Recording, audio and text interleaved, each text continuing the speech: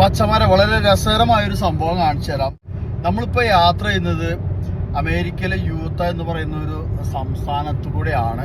നമ്മളിപ്പോ പൊക്കോണ്ടിരിക്കുന്നത് I-80 എന്ന് പറയുന്ന അമേരിക്കയിലെ ഏറ്റവും നീളം കൂടിയ രണ്ടാമത്തെ റോഡിലൂടെയാണ്.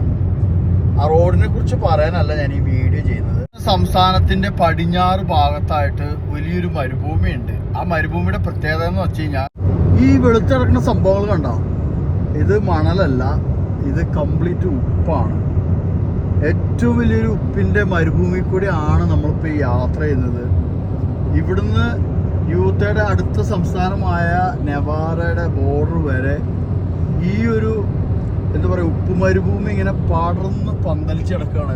റോഡിന്റെ രണ്ട് സൈഡിലും ഈ ഉപ്പല്ലാതെ വേറെ ഒരു സംഭവങ്ങളും ഇല്ല.